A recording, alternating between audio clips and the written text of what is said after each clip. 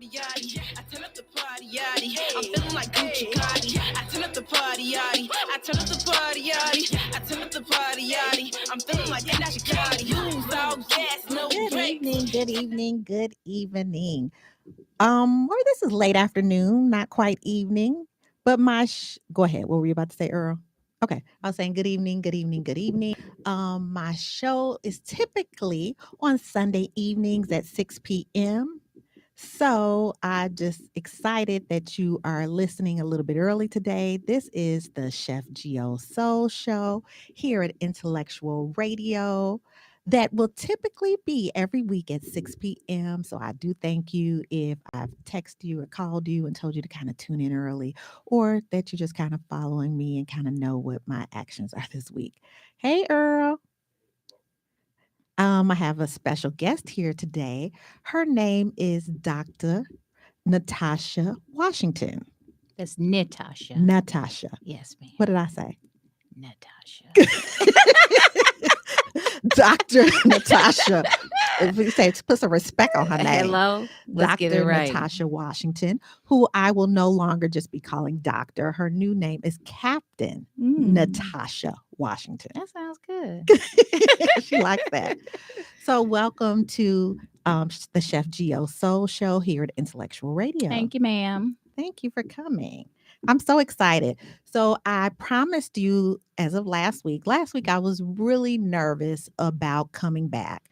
I got a very warm welcome from Mr. Earl Winfrey, who I'm very thankful has, reached out to me over the years in which I was not here and continued to encourage me to come back. So I'm very thankful for that. So again, thank you, Earl.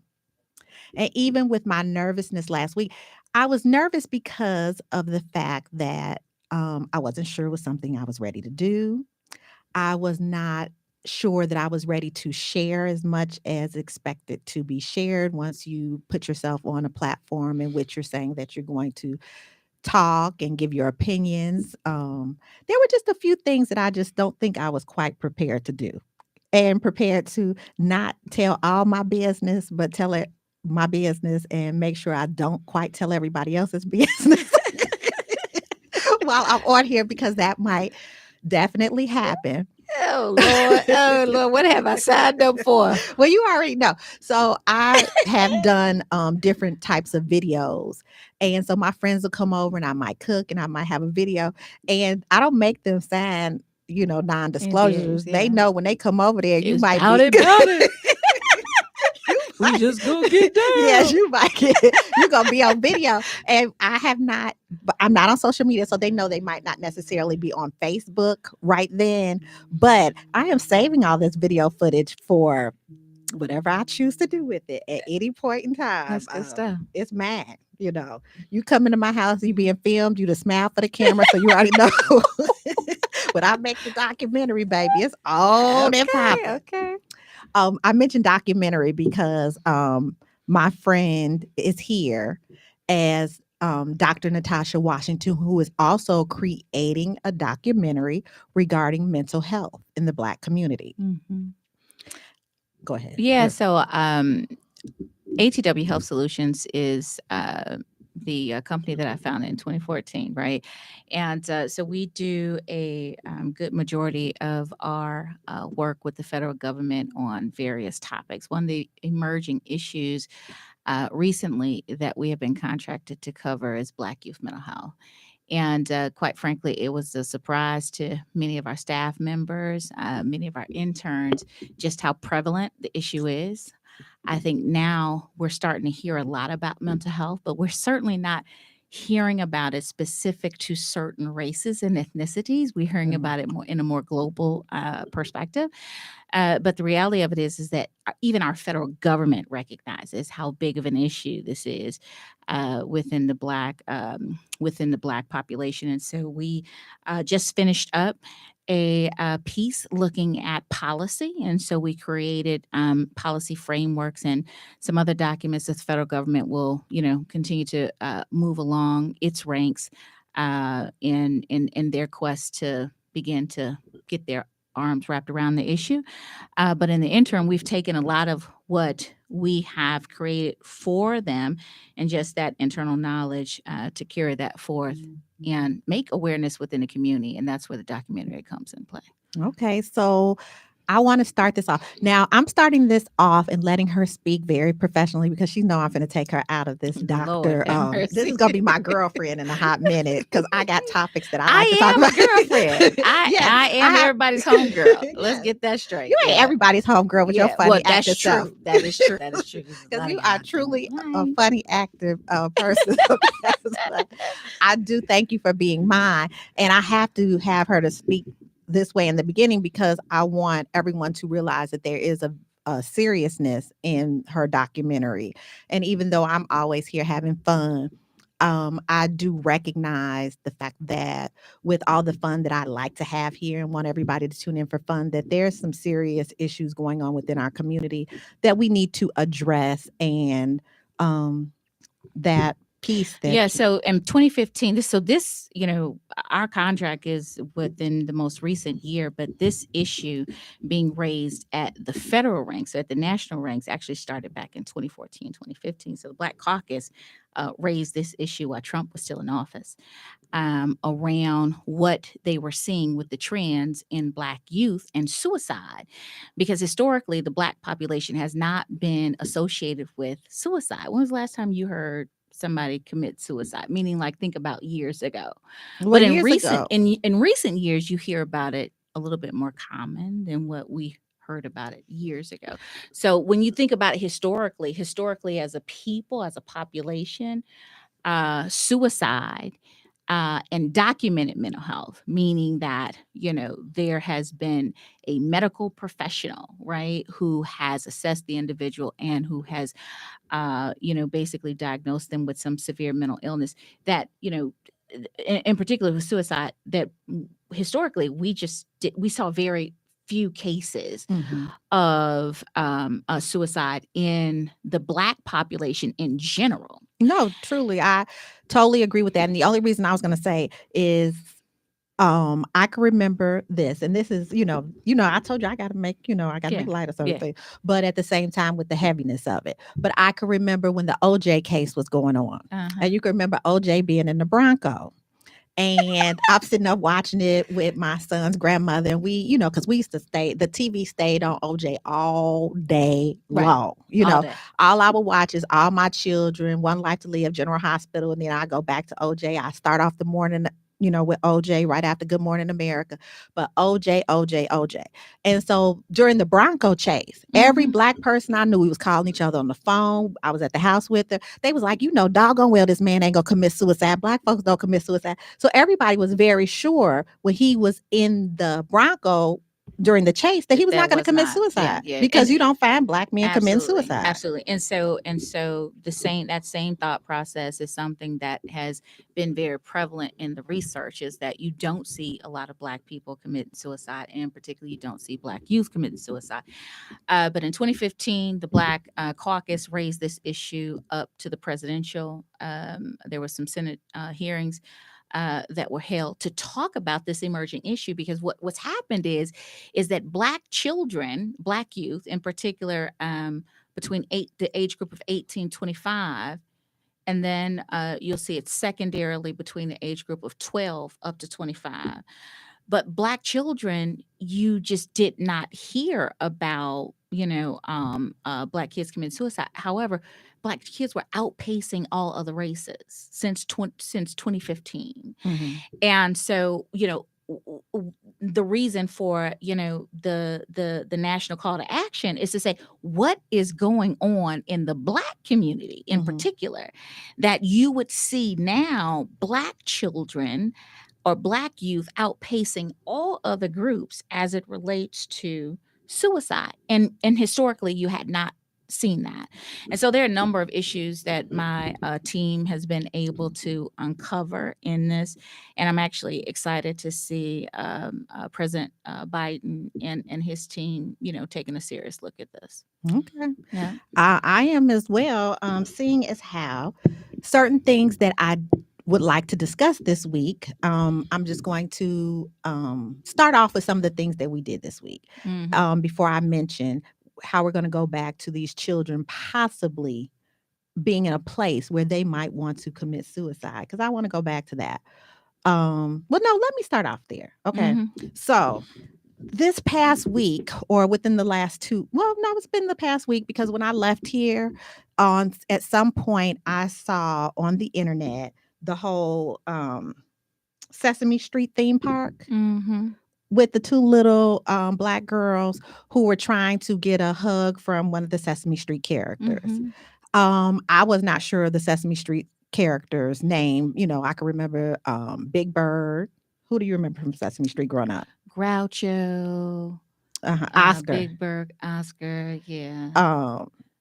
Ernie Bird. Elmo, because I have a grandbaby now, so I didn't remember. Elmo What's that grandbaby name? She just had to mention that grandbaby. And Cookie Monster. Yeah. Oh yeah, my grandbaby Zuri. Yeah. But yeah. So, and I had 3 grandchildren now. Honey. And Snuffleupagus. Now Snuffleupagus was one of my homeboys back in the day. Yeah, so we like truly grew up with Sesame Street being a big part of foundation. Of our learning, our learning how to deal with each other. And learning how to share, learning how to care, learning how to eat. Sesame Street taught you everything. I mean, I can remember getting recipes from Sesame Street that I might want to try at home. Earl, what about you? Sesame Street, big part of your... Yeah. He said, yeah. He Sesame Street and Mr. Rogers. Mr. Rogers for sure. Yeah, for sure. Yeah. And you know who else I really love? Zoom. You don't remember Zoom? I remember Zoom, and I did like. And Zoom. I see Natasha. Did I say that right? Yeah. And I see Earl, and I see, and I always wanted them to say my name, but you know, like, they might not have said Natasha with a K, but anyway, they never said Geolicia. And I was just like, well, you know, I wanted them to say my name all the time. Yeah. So let me say something about mental health. So there's a couple things. So one is called protective factors, and the other is called risk factors, right? And the protective factors are things like positive affirmations, right? Like somebody saying, Jill, you're beautiful. Well, that's a beautiful name. But the fact that nobody ever called out your full name could have been perceived as a form of trauma for you. And so when I think about the Sesame Street children and the video that I saw, there's a form of rejection that I saw there. Oh, definitely. That basically culminates into a traumatic experience. And so, you know, I'd like to think of it like this. We're not all equally, we all don't equally have the same mental capacity to deal with trauma. Some of us have more perseverance. Some of us have more resilience, right, than others. But at the end of the day, it really does boil down to protective factors and risk factors. And risk factors is basically the lack of protective factors. Yes. And Sesame Street, what it has done is it opens up protective factors, even for kids who, you know, didn't have 2-parent homes and things of that nature. It really is a form of presenting positive outcomes, presenting, you know, positive family and community experiences. Like that's what you remember about Sesame Street, right? That's what it translates to as an adult, right? And so for those kids, depending upon where they are along that mental health spectrum, that could have been a very traumatic situation. 100%. Okay. So going back to that whole Sesame Street experience. So what I saw is the character's name now, we know it to be Rosita. And Rosita, she chose not to, you know, she hugged all the white children and she, you know, gave them, you know, her attention. And at the point when she came to the black children, she just kind of moved away and walked on. So I know as a young person, I was in, I want to say 4th grade. I believe, and I'm almost positive I was in 4th grade because I had just moved out to the south suburbs. And at the time when I moved out to the south suburbs, I was in classrooms where it was myself and one other black student. Yeah. So I grew up in Homewood. And there would be me and one other black person. And I remember all the black people who I went to school with. I went to school with Monique, David, Chris, Stefan. I remember everyone because of the fact that there were so few of us in that early part of our development. I remember the only time that really affected me or that I could still remember, and I would hope that this would never happen to a child. My parents had taken me to a place called Washington Square Mall. Mm-hmm. And Washington Square Mall was a little further down Halsted. So I grew up on off of 187th and Halsted. I grew up on 188th and Center, and in Homewood. And there was 100 and so where would you say Washington Square Mall was at the time? So that's where now you think Jules is, that Krispy Kreme. Like 183rd, 170, somewhere 183rd, 176th and Halsted. Okay. So somewhere down there, it was Washington Square Mall, and they were having a carnival. So the carnival was of mixed races. And the reason why is because you got Harvey on the other side going back north. So you have Homewood, Glenwood, and all of them were still predominantly white. And then you had your Harvey, and I don't know what other suburb that would touch, but I know a little further, maybe in Glenwood somewhere, but there were, Black teenagers and different things, where there were quite a few. So I was about to ride a ride. So my parents gave us, it was safe then. So it wasn't like your mother might have been right there with me. I was in fourth grade, and I might have been with my brother and maybe my cousins, because I really don't remember who I was with at the park. I just remember that I was going to ride a ride with just whoever was available. And it was one of those roller coasters that kind of went around, but it wasn't a real roller coaster. It was like just something that kind of waved you around. And I got on a ride. So I was walking around the park, and us as Black teenagers, we could be a little rowdy, bowdy, talking about Harvey teenagers and everything. We could be a little bit more boisterous and stuff. And I'm in fourth grade, so I wasn't sure if I wanted to get on with somebody, that boisterous and loud, because they're like, hey, they having fun. They probably had drunk, as a teenager and everything, and they having fun, But I'm a fourth grader, so a fourth grade. How does that make me? About 8. Sounds right. I'm thinking about 8. Right. And so I might not have necessarily geared towards somebody 16 and 17 wanting to get in a ride with. It was a little white girl, and her dad had placed her on a ride. So he had the lady to place her on a ride. So when I was going around the circle, because it was on a circle, because it was just this ride is only going to go in a circle, I chose to sit in the ride with her. And the person walked me to the ride to sit with her because she was by herself in the ride. Right. And the dad instantly said no. And we were about the same age. I can remember her having blonde hair, and she was just, regular white girl.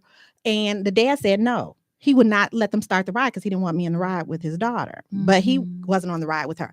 So all them teenagers like, fuck. Oh, I told you I was going to need a cussing fun. They was like, fuck no you. profanity zone. And I had to check myself because I got some words. You know what I'm saying? I said, but this is repeating. I'm not cursing. I'm repeating how they responded. So, but I told Earl I was going to need a cursing fun for this, because I got to remember I can't be cussing on the radio. But they was like, F you, she don't need to go and play you hunky. And, because back then that was the word, like hunky. And they was cuss. I mean, when I say they went up for me and was cussing him out, and they was like, come on over here, you get on the ride with us. So I ended up with somebody who looked like me, who was a teenager, who I might not have necessarily been comfortable with because they weren't my age, and they were loud. So I ended up riding with them, and they cussed the father out so bad. I'm thinking, if my memory recalls correctly, that he might have taken the daughter off the ride, period. But they were like pissed, and they really went up for me and protected me. Do you know, I never told my mother that story until I might have been an adult. I could believe it. And it wasn't so much that I was more embarrassed. You know what I mean? That, somebody didn't want me to ride with them, and my parents, I don't know what it was. I think it's the fact that we as a people, meaning Black people, tend to have a level of awareness around race and racism. Yes, ma'am, absolutely. As a young child. And because of our awareness of it, we then determine what we're willing to share versus what we just kind of process through.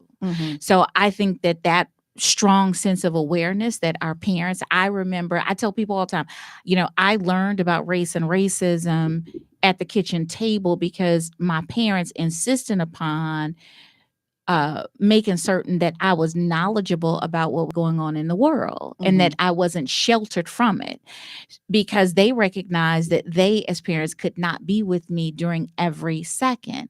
And so when instances happen like what you're describing at school or on the playground or in a community, I made that conscious decision whether I was going to process through it or go home for that additional support, that family support, that community support, that social support, which all falls up under that same paradigm that talks about protective factors. So you were protected in that sense. Oh yeah, definitely. But there are many kids that are not protected in those situations and or circumstances. And so that trauma then carries on with them year over year, circumstance over circumstance, and becomes a trigger.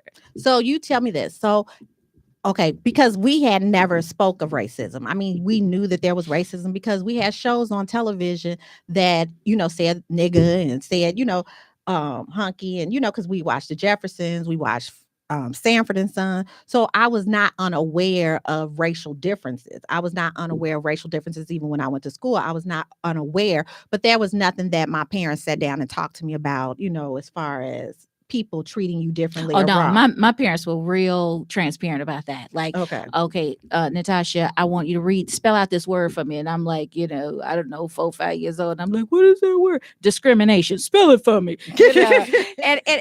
But honestly, it was just one of those situations where they just wanted to create a real awareness. So it wasn't as much that I was able to call and say, that's racism as a 5 or 6 year old. But clearly I was able to go home and say I was being treated differently. And the only difference that I saw in the room was my color. Clearly I was able to articulate that at an early age. So at what point in your life, what was the earliest recollection where you felt that you were discriminated against because of race? Kindergarten. Good Lord. You was 5 and you was kindergarten. And you was able. Okay. So tell me your situation. So I'm going to process a little bit past kindergarten. What you remember as a 5-year-old. I remember at one point coming home crying. Okay. To my parents. No, what to my made mother. you come home? Okay. Yeah. I remember coming home crying because I was being treated very differently in class. I went to an all-white school. It was a parochial school, yada, yada, yada. Where we was lived the right school up the at? street from y'all. And I grew up in Markham, but I went to school in Homewood, right? So I went to St. Joe's in Homewood back in the day. And I just remember being treated very differently, meaning like you're sitting there and you're well prepared. I didn't read all this, did my homework, and when it comes to having dialogue in the room, I was never called upon. When it came to doing certain activities, I was last. Right. And I remember just building up this certain level of frustration till I went home and I was just traumatized. Honestly, I was traumatized as a child. And I remember going home just crying. And I remember my parents going up to the school to check Miss Hughes, if you're still around. Okay. But I remember that. I remember even, to your point about other traumatic instances, being in high school, I was always on an honors track. I had a particular English teacher, which English happened to be one of my, better courses. And, she basically told me that I was not honors material.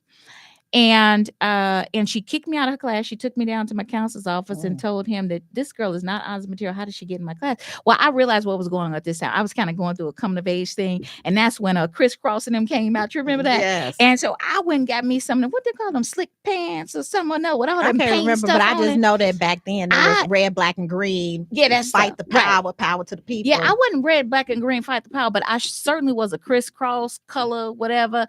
And I wanted to do my hair like yo-yo and all this stuff. I had all that going on, right? Yes. But I was still a very intelligent young lady, right?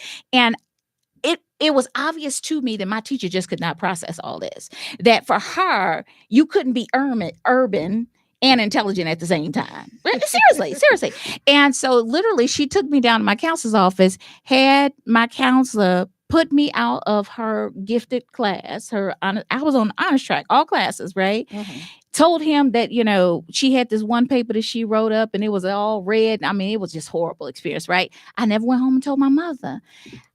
They put me in at that time, remember, we were segmented by your status, whatever your GPA was, that's what type of, you were on honors track, da da da. Anyway, they put me in the middle, on the middle track. And when that happened, that teacher also marched me right back down to my same counselor, asked, how did this girl end up in my class? Those two teachers ended up arguing over me. One saying she needs to be in an honors class, the other saying she absolutely is not honors material. Okay, two white professors. And I ended up being put back in an honors class just because all other classes were honors. But I got a C out that woman's class. A C. And I have professionally published papers to this. And to how this did day. you explain that to your parents who know that you were okay? I didn't. I never went home and told my parents about it, because to your point, we understand what it is. And as long as I felt like I could navigate myself through it, I did that. Okay. I just know that. But I'm saying that to say some of us take that trauma, it becomes trauma, it harbors. And then the next incident is just on top of that. We don't have, these therapeutic experiences. We don't necessarily have that support that we need in order to be able to process through it positively. So that was a not a good experience at that particular time. So even though your parents had these conversations with you on a regular basis and you understood discrimination, race, and different things, why do you think you did not go home and say anything? I'm just because it was normalized. Okay. Honestly, like it's almost like, being here in Chicago and, hearing gunshots in certain communities, right? It literally had become normalized for me. And because it was a part of my norm, I did not respond to it in the way, that you run and cry and holler and whatever. I just processed through it because I knew that I could, get through it, that I would be able to overcome it. How I might not have had all the answers to, but I certainly got through it. I got back in her class, didn't I? Yeah. Now I didn't get the A that I wanted, right? And did you feel you deserved? Oh, absolutely. Okay. I mean, my colors never changed, meaning my capacity to be able to academically, outperform majority of my class. My capacity never changed. It was just the fact that it was clear. It was very clear to me that she just had this thing that said you cannot look and appear urban and at the same time function high as an intellectual. Those things just did not, and it was very clear. So Earl, as we continue, because we are definitely talking about the Sesame Street theme park, and we're talking about ourselves as children. I know we're talking about racism, discrimination, but Earl, would you like to share instances, or do you have an instance where you were discriminated against that you might be willing to share? And I wonder why Earl is not mic'd, and he knew I was going to be trying to talk to him.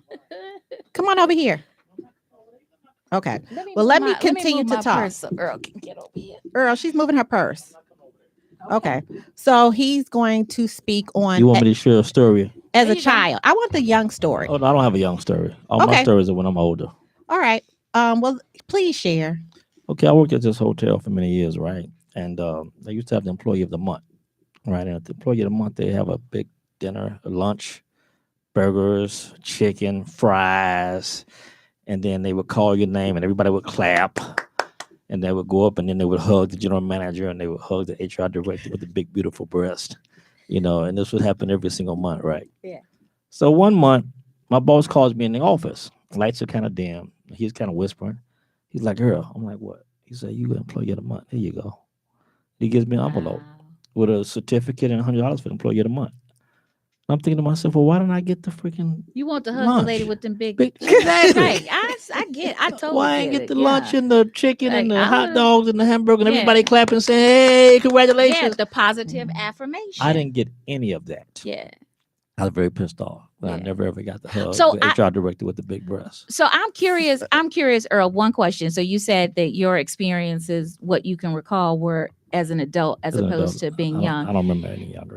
Do you think that had anything to do with just, your level of exposure in the household, meaning your training, your thought process. Because what I heard very similar with Geo and I were that our parents there was a level of transparency there in terms of conversation that transferred as education. So that when we went out, the house, that we had some sense of awareness around what race or racism, Well, I really looked didn't like. because I was exposed only I grew up in the projects.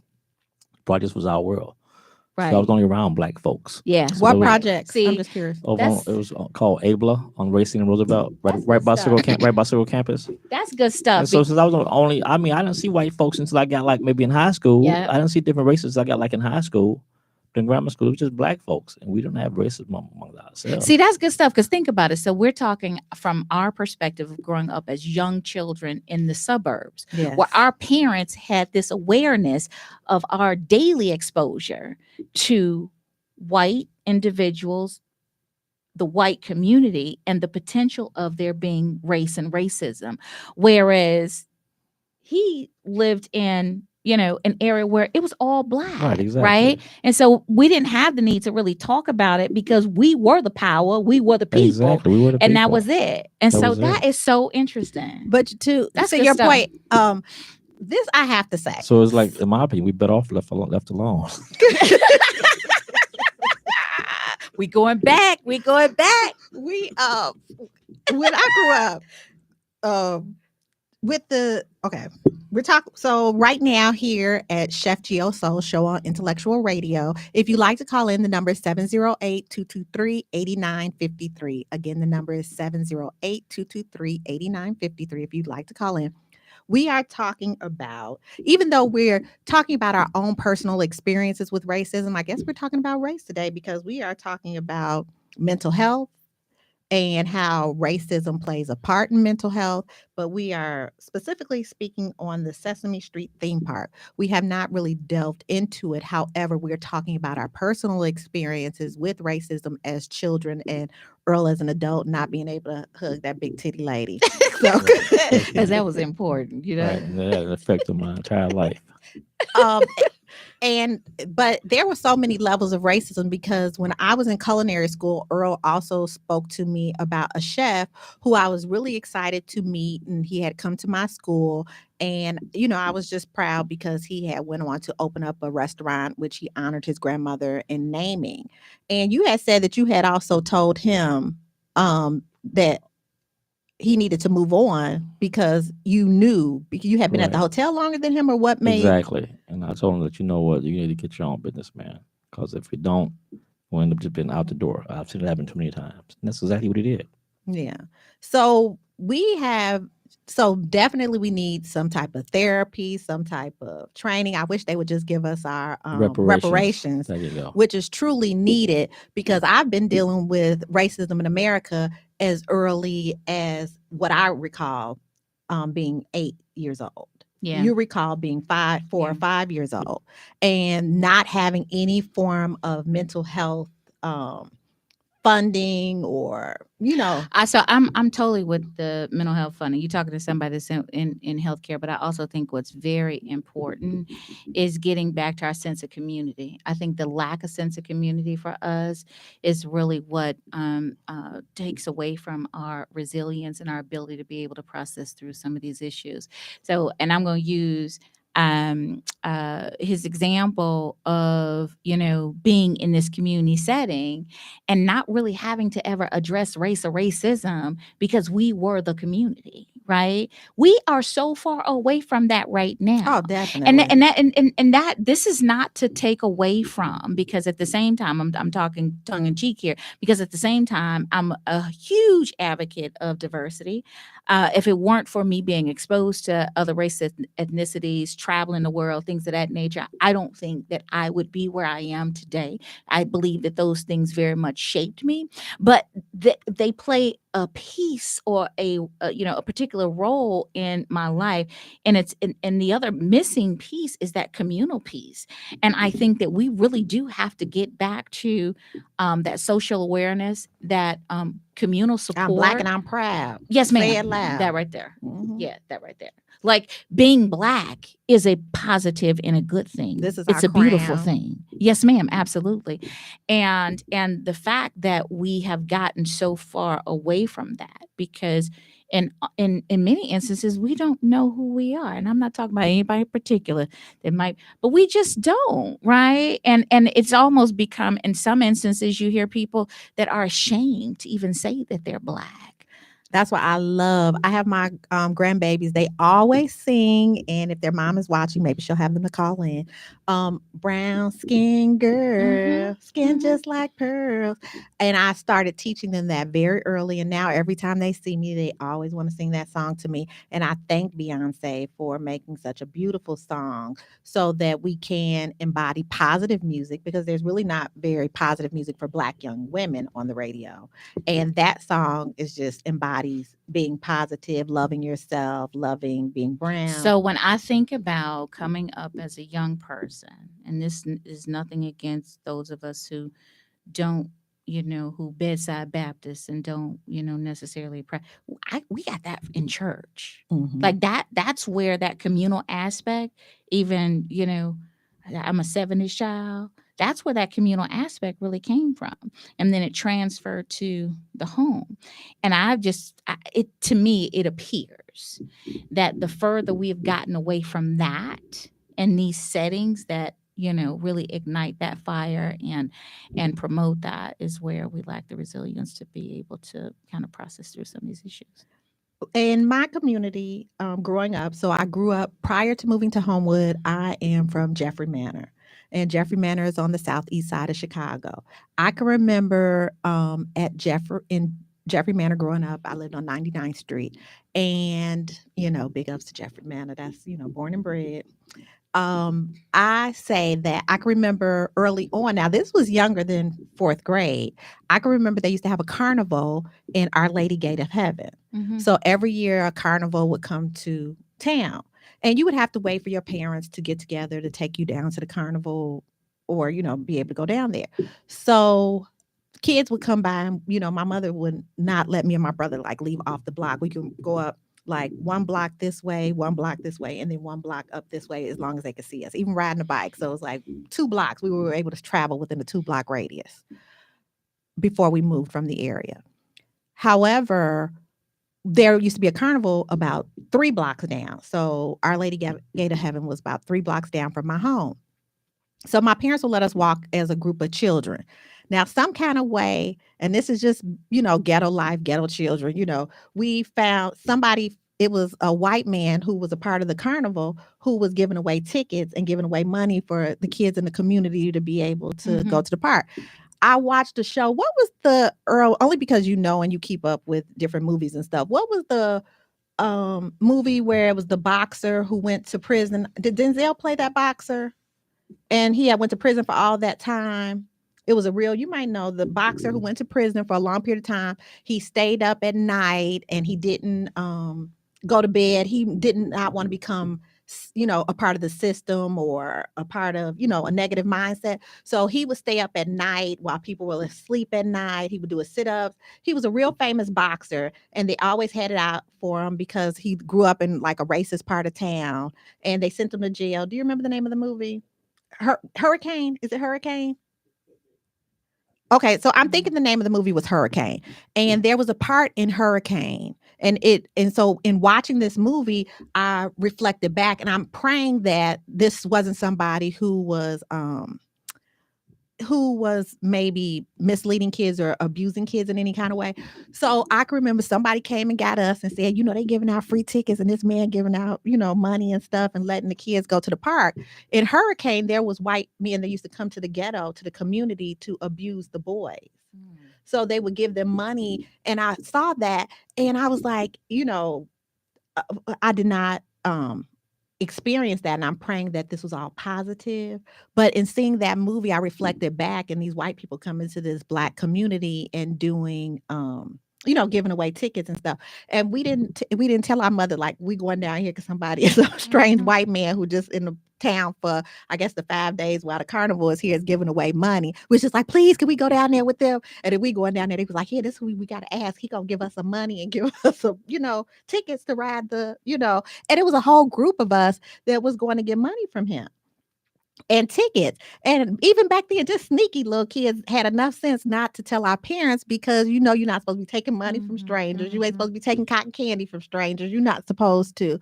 So I'm just praying that nothing happened to any of my young childhood friends and he wasn't any type of somebody, playing on them or anything or trying to lure them or anything like that. But as soon as I saw that movie, I thought back to that instance. So when again needing therapy for all of these things that I might have witnessed and might not be aware of, because I only remember parts of the story of when I was 8 years old that happened. I only remember, like I said, bits and pieces. But again, I only remember bits and pieces of that. And I just pray that it was all good and all. So I see therapy as like an individual level of accountability. It's really, us partaking in that exercise, right, of going through the therapeutic process.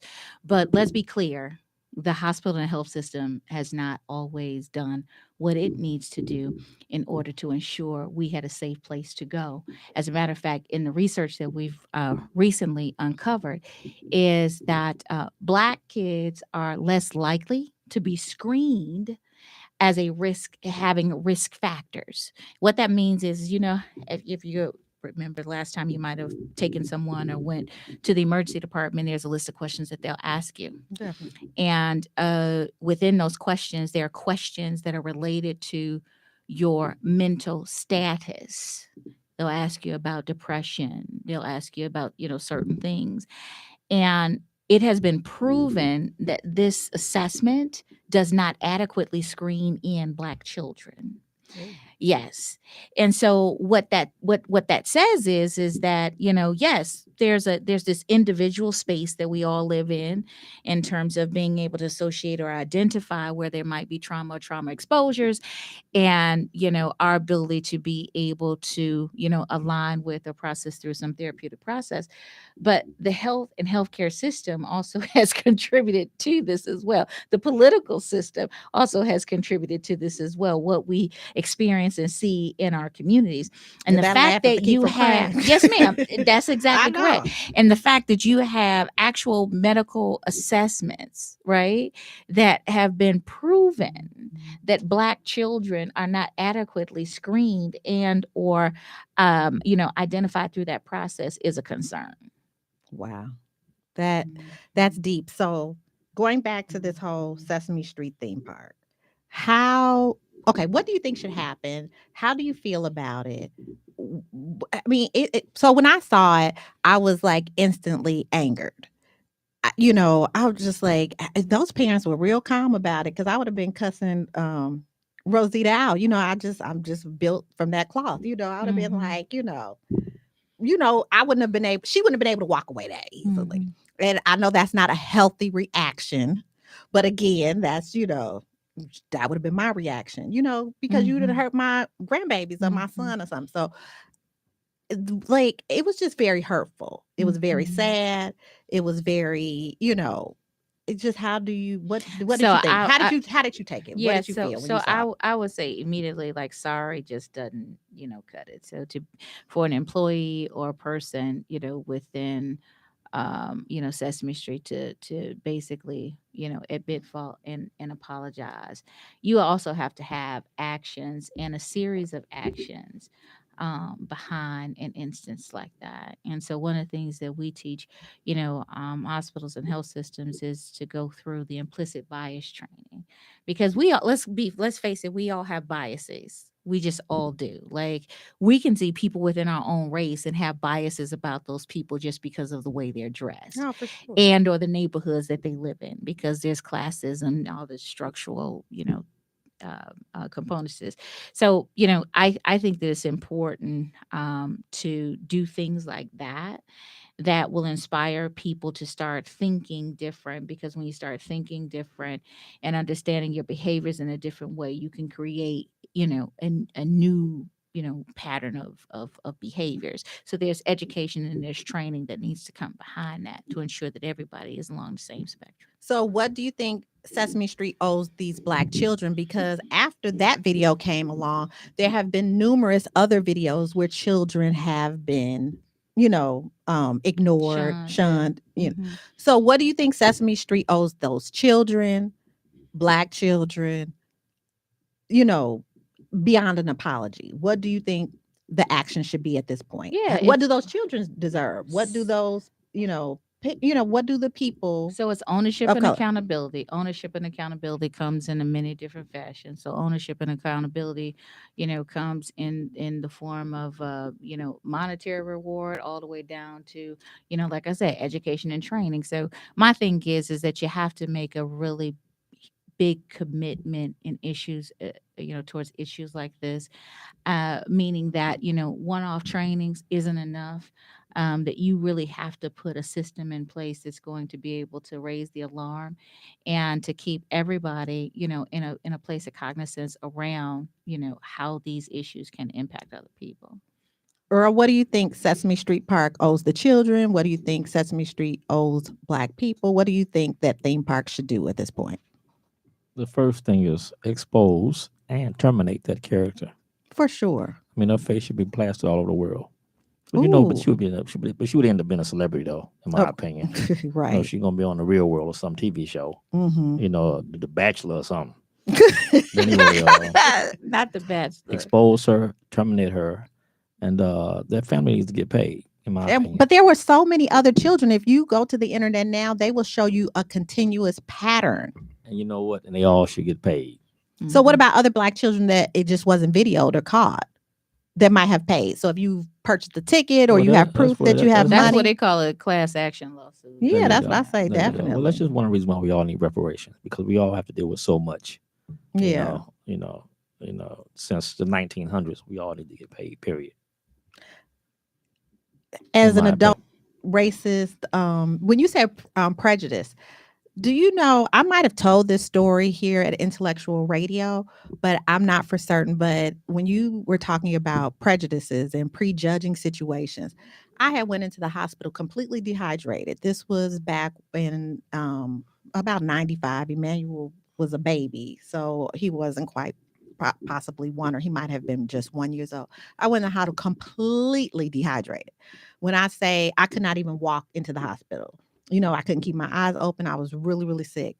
And so my veins were constricted. You could not get any blood out. It was very difficult. I already have small veins, so it's already hard to stick me and to, get blood anyway.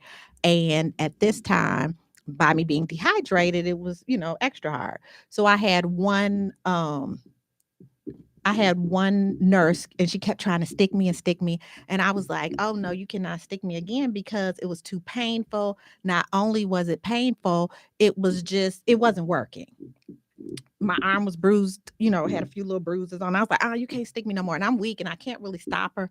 But she just got irritated. And then the next nurse came over and was like, oh, you're the difficult patient. And I was like, I'm not difficult. She just is unable to get blood.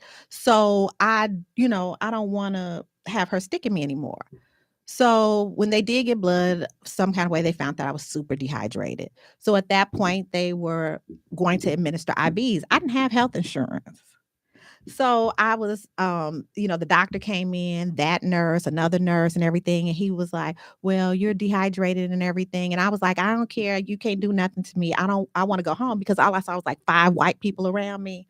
And I instantly got like white coat syndrome and got paranoid and went like bananas. I was like, I don't want nobody to touch me. I just want to go home. He's like, how are you going to go home? You couldn't even walk in here. I said, it doesn't matter. I want to go home. I do not want you touching me. I just want to go home. He was like, but you can't go home. He was like, go get a sedative. I said, you can't give me no sedatives. I just want to go home. I instantly got like super paranoid, super crazy, was trying to get up. My body, every time I lift my head up, I couldn't get up.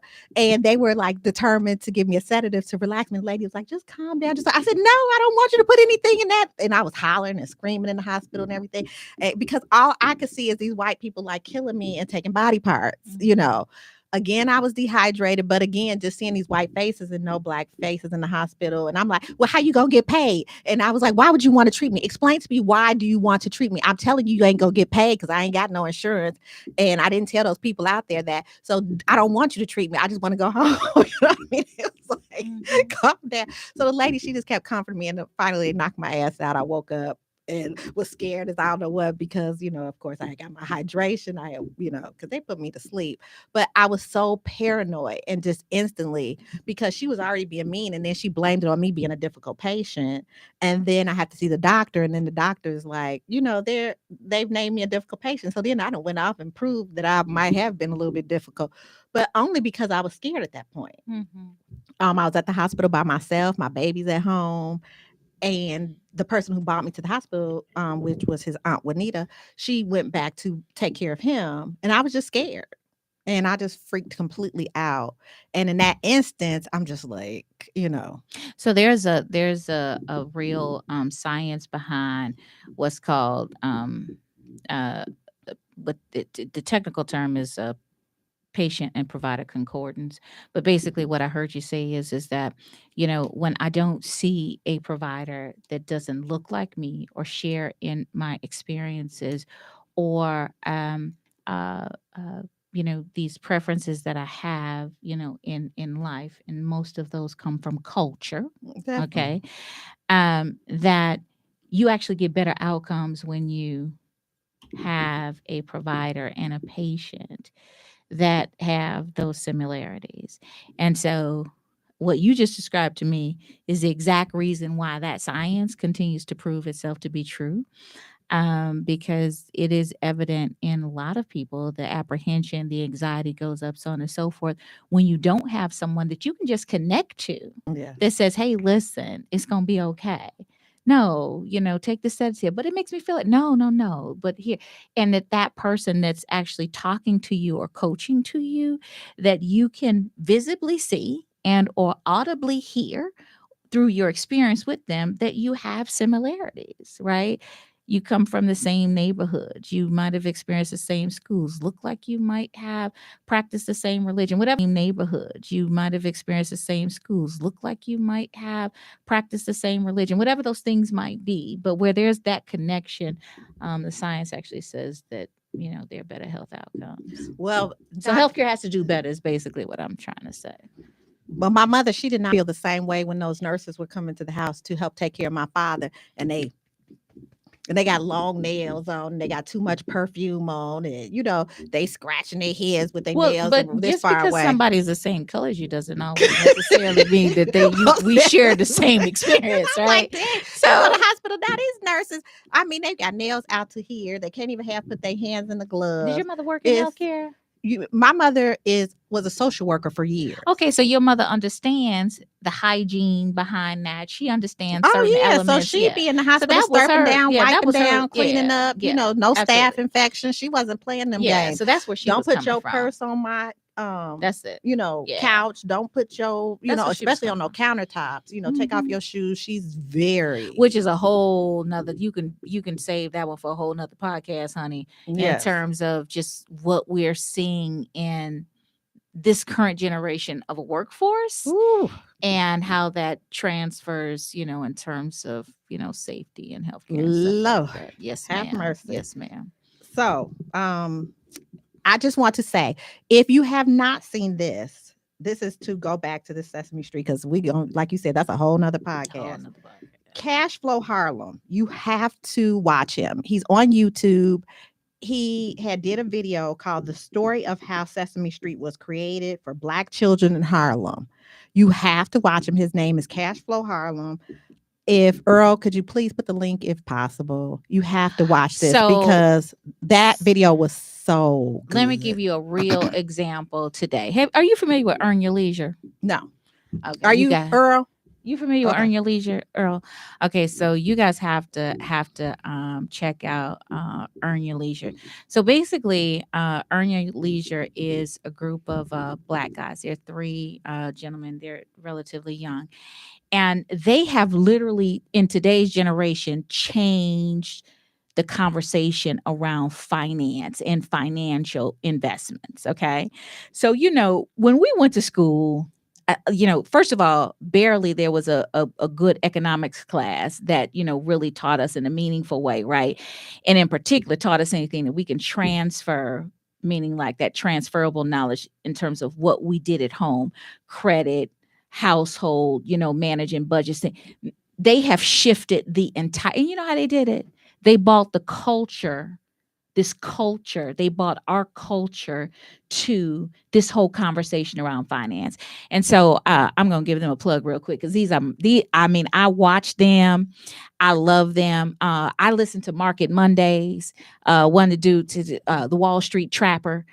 So these guys are on here talking about the Dow Jones, and they're talking about stocks and investments in a real powerful and meaningful way, but they're breaking it down like we break it down, like how we had this conversation, right? And we're talking at each other. They break it down in a way that is totally understood by our culture, and they infuse the culture in it. As a matter of fact, they are having what's called the Invest Fest in Atlanta next week, and they call it the Coachella of financial literacy. So they are changing the dynamics of a conversation that many of our households just were.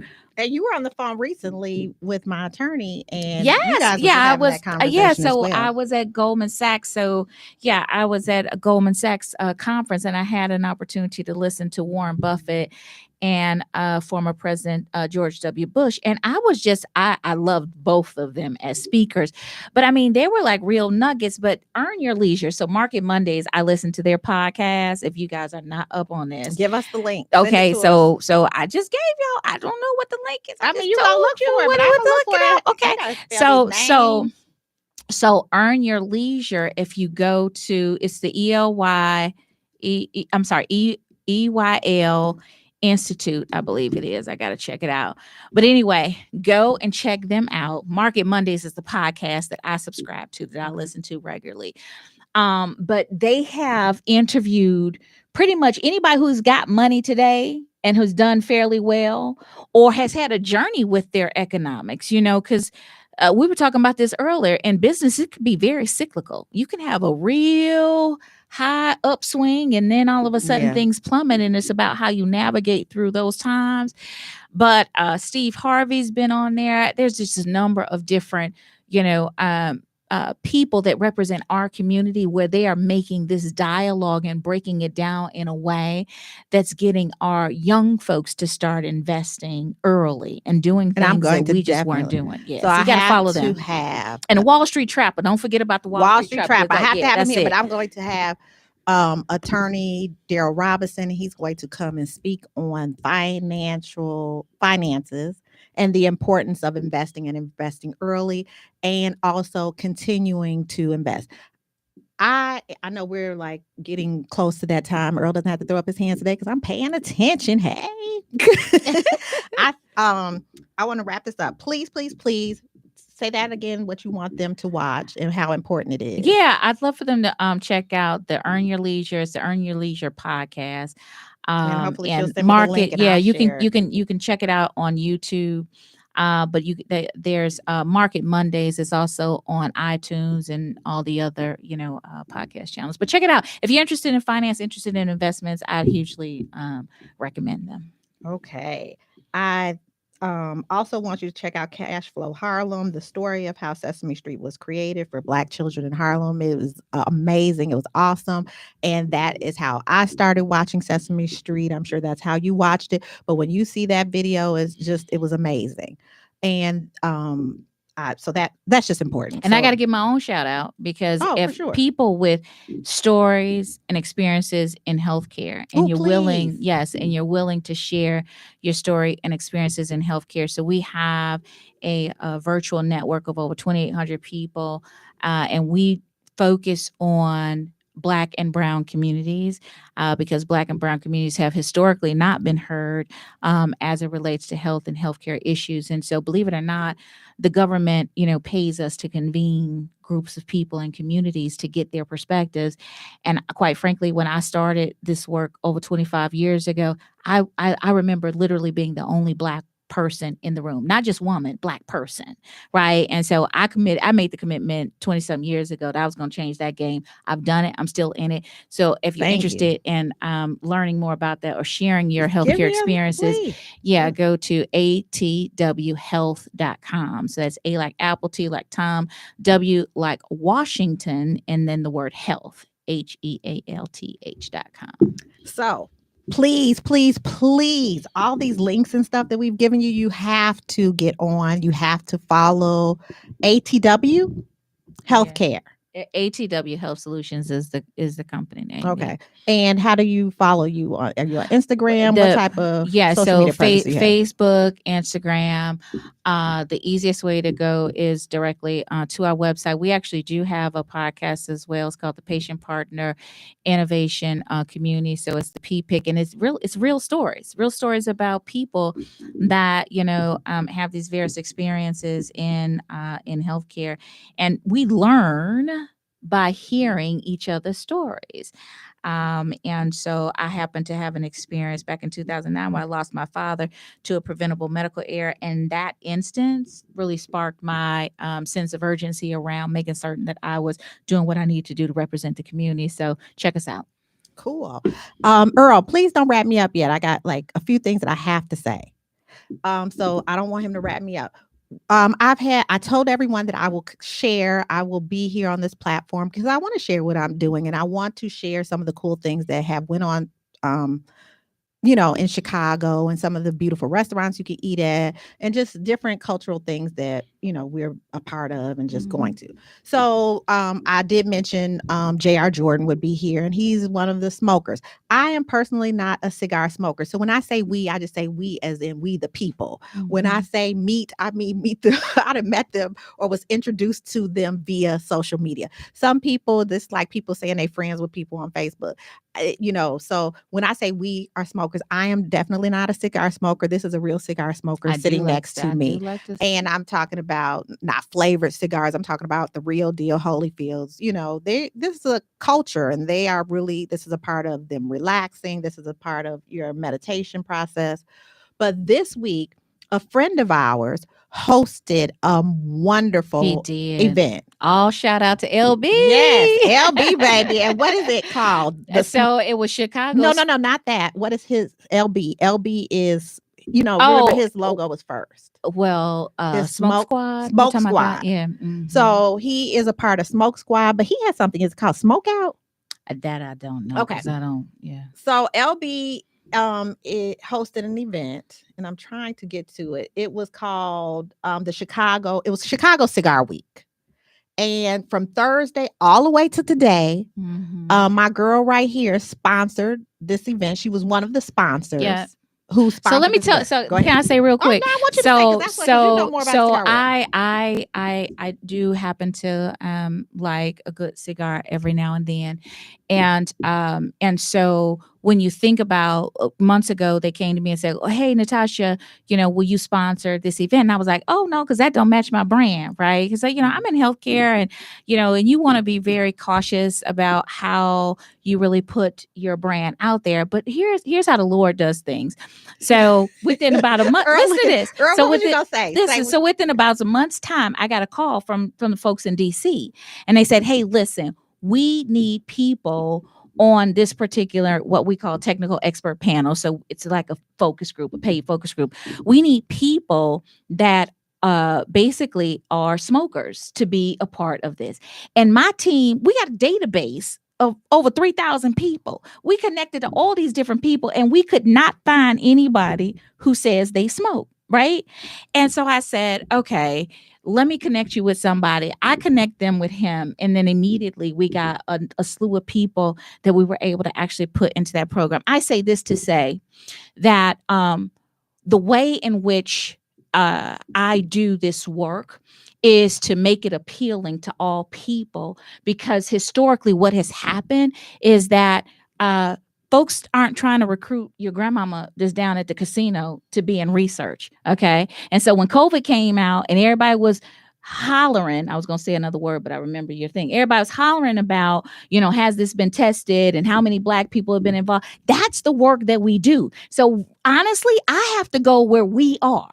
And that's in a lot of unconventional places. I've been in all kind of churches. I've been in all kind of, Zio could tell you, I've been in all kind of places recruiting. We had it at the club. Remember? But yes, we've been in clubs recruiting people into research. So my point of it is that I realize that it doesn't matter what venue I go into. When they're chasing down what happened with monkeypox, believe it or not, the CDC goes in nightclubs and every place else to do interviews to get to a root cause of where a disease originated. Yes. And so if that's what they have to do to get to the real people, then that's something that I'm willing to commit to. And so that's what we did. And we were actually able to sign up a whole bunch of people at the South Shore Cultural Club. There was a cultural center. There was a really nice event there, and there was a really nice event today at the Drake. Yes, they had a nice event yesterday inside the park, but really made the whole weekend completely special. That event at the Chicago Cultural Center was so beautiful. Very nicely put together. Yeah, very nicely put together. I do have a question. You say you smoke cigars, right? Yeah. Now, when you smoking that big fat cigar, I don't smoke. I don't smoke the big fat one. Let's just be clear. Let me just finish. When you smoking that big fat cigar, and you post that picture on Facebook, what do you think men are thinking? I don't do that. So let's She's be a secret clear. Smoker. Let's be clear. Not secret as there are levels to this. You don't. I see it often on Facebook, and I can only think of one thing. I think of the same thing, and I'm a woman. So here's what I'll say to you. There's levels to this. Some of us really do it for I also enjoy wine. I love red wine. That's an alpha female. And so as as a wine connoisseur, you understand the different palates and grapes and da da da. And so it's the same acquired taste that I've built up for wine over the years that I have for cigars. So if you ever see a picture of me with my lips perched out like that, blowing smoke, somebody created that photo. Right. That's like thirst trapping. That's with thirst trapping with your clothes on, I have she does not appreciate that. Humidor in my own house. Like I don't, she literally smokes at quiet locations. She does it for networking. It's totally different. Like she'll smoke with me. Or when I'm out golfing. I mean, it's just different. It's like she said, there's levels to this, and that is a whole nother level. She buys me cigars, and I'm just like, and I sit there with her because at certain cigar bars, she's taking me to cigar bars where you can't smoke cognac dip cigars or sweet cigars. It's like aromatics that have to go. I'll tell you this, most cigar lounges that I sit in, I'm talking shop, and there's a lot of guys that's what they do after work, the attorneys, so on and so forth. And so that's what I do. So Earl, if you ever see a picture, please, I'm giving you my phone number, text me, let me know what's up, because your girl, I don't get down like that. Well, he probably not gonna call you now. He was turned on when he thought my list. Suck on a big one, and because he waited. He waited. I was like going to interrupt you, and he waited for you to say that because he was hoping. A couple of Facebook book groups for you to go into, and you'll get all of that from Yeah. And they were there. It was a lot of ladies there. You would have win. They were like like this. He was having a ball. So trust me, they was because there were some quality men. There were some quality individuals there. So definitely it was worth going to. It's worth being It was a part. an excellent event. So the other shout out about Chicago Cigar Week is that most major cities now do have a cigar week. Ballot. You can, girl, he liked this cigar. I just want to say I'm more attracted to a woman that smokes a cigar versus a cigarette. Oh yeah. What about weed? I have a whole story behind that. I have a whole story behind that. Yeah, that's okay. He like them high or either with something big in their mouth. So if you high, or got something big about the Earl, get excited. Okay. And so and Washburn Culinary School was there because I did tell you. I'll tell you where I ate at. Yeah. I ate at some good restaurants this week, but since we are shouting out LB's event that he put together, and my girl right here was one of the sponsors, Washburn Culinary School, they had some really nice food there. I enjoyed those little turkey pub burgers. That chicken satay was delicious. And as a chef, I pay attention. I wasn't crazy about that deconstructed Italian beef. It was a little dry. But the turkey burger was moist. It was good. So whoever at that school put those together, or the students that collectively put that together, it was good. And it was well presented. And also it was something else. The pastries. Yeah, the spinach and cheese pastries were awesome. Also, she smokes. I have to say this. She smokes while watching Because we were talking about mental Love health. and Marriage Huntsville. Let's just be clear. Love and Marriage Huntsville. Because I don't watch a lot of television. So for those shows that I And who actually introduced watch, you to Love and Marriage you Huntsville? did. Yes, thank you. Yes. Because yes. she reminds me in her speech, and she does not act like Melanie, and Melanie would definitely act like her if there was anything. They don't act alike, but there's something about their mannerisms and the way that they speak and their dialect that, she kind of reminds me of her. So I was like, have you watched Love and Marriage Huntsville? And she was like, no, because she's like above all these TV programs. So she smokes cigars while watching that. So she's going to come back because during the mental health part of this, we were supposed to be talking about coleslaw. Yeah. I was going to break that whole thing down. But I had to talk about Sesame Street because it was so super important, it is important to talk about children and calling this girl coleslaw might be a traumatic experience while we talk about mental health. So okay, we're going to call her by her name when we come back. We're going to come back, talk about her. What's her name then? See, she don't even know her name. Because everybody calls her coleslaw. But I'm going to give that woman the respect of calling her by her name when we come back to talk about it. Adriana Curry. Adriana Curry. And if I'm saying her name wrong, now I truly have a heart for her. I watched a video, and my feelings about that video is that I saw somebody crying who needed help. And I'm not saying it in a negative way. I'm saying it like truly my heart. Even when I spoke to you, I was like, oh my God, I felt so bad for her because people were talking about her. They were being negative. So it was like, when you talk about suicide, you just going to keep hitting the girl while she down, knocking upside her head. She can't even get up, or feel better because everybody like, you stupid, you dumb, you a hoe, you a slut, and I did not appreciate that at all because of the fact that who's like, going to say it's okay, get off of there, don't be listening to these people. It was hard for me. So I wanted to talk about that in mental health, but I just felt like when your sister's crying out and you need to. Yeah. Okay, we're going to talk about that. Look at her time. now, she acting like I'm but we're watching that show as a woman of some type of integrity, or a woman of, what would you say? A woman of a certain stature, or how you feel about yourself. She doesn't always support her actions, but you could feel the need for her wanting a hug, and absolutely. Okay. Yeah, absolutely. That doesn't take away. So when you come back next week? Yeah, I'll come back next week, and we're gonna talk about her. Okay. Ariana, I think it's it. So we'll talk about, I'm going to make whatever subject is going on in the world kind of short. And we're definitely going to talk about that and mental health. And just because it's so important, I'm looking forward to her documentary. So in looking forward to her documentary, it's just important to keep that on the forefront of what we need and how early we need it when we see children being discriminated against, or, not being shown love in a positive manner. Mm-hmm. So I am so excited. I got through the show. I told y'all I wasn't nervous. I have to say I have to send a special shout out to my 3 M's, who I know these little girls are listening. Mariah, Micah, Milani. Those are my 3 grandbabies. And they watched last week, and I was like so excited. And they were so happy to see me. And I'm just thankful that they're watching. I thank everyone for tuning in to the Chef Geo Soul Show here at Intellectual Radio.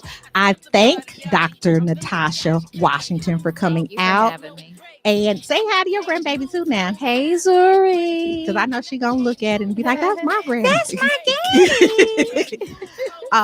So I thank you. I thank you, Earl, for continuing to produce such an awesome show and being someone we should know and learning. Because he was telling me, what was I doing in between? And you told me to stop. He was teaching me all throughout this. Like, he always give me little hints on, like, slow down, Jim Shoe.